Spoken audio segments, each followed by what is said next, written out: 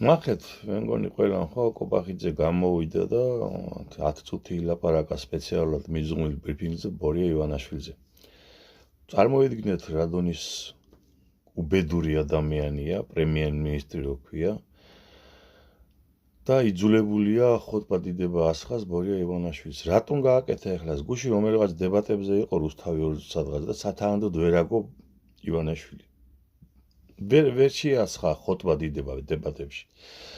და როგორც ჩანს, იმან რა ქვია, გამოუგზავნა ტექსტი, აი ეს უნდა თქვა ჩემზეო და დადგა კობახიძე სახელმწიფო კანცელარიაში და საგანგებო ბრიფინგზე ილაპარაკა როგორი პოლიტიკური გროსმეისტერია ბორია ივანაშვილი. რა ქვია, აი ქოცევო ესეთი რამე გინახიათ გაგიგიათ სადმე რომ პრემიერ-მინისტრი აქებდეს ვითომ ქვეყნის პირველი პირი პარტიის საპატიო თავმჯდომარის. ასეთი რა მე მოვესწარი ამას. შევარდნაძესაც კი არ უკადრია, როცა ბრეჟნევს აქებდა ხოლმე, რა ვიცი. შევარდნაძე იყო, ისიც კი არ აქებდა ბრეჟნევს.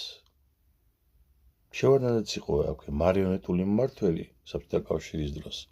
კრემლიდან მიღებულ დავალებებს ასრულებდა. და ისიც კი თავშეკავებული იყო ამ შემთხვევაში ბრეჟნევის და კომპარტიის ქებით, რა საბჭოთა კრემლის ქებით.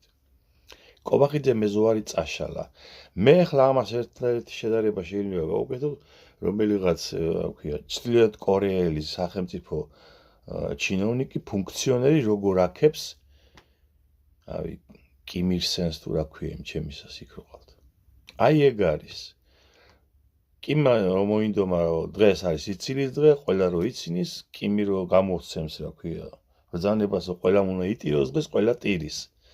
აი ბორიამ ასე გააკეთა, გამოსცადა ბრძანება, ყველამ ბორია უნდა აქოს და კობახიძემ განსაკუთრებით და ბორიას ქების დღე. სხვათა შორის შეიძლება კალენდარში შევიტანოთ ესეთ ბატონი ბიძინის ქების დღე.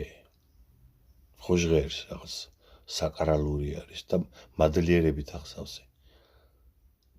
აი ეს არის ბოსელი. ბოსელს რო ვიძახი, აი ეს არის. ქოცური ბოსელი. და მე იმ კაცის არა ვთქვი, რომელსაც ლიდერად და მამა მარჩენლად ყავს ვიღაცა და თვითონ ჩმორია და შინრია და ესე დაძრება იქ რომ პატრონს ასიამონოს, ქოცებო, ჩმორობ.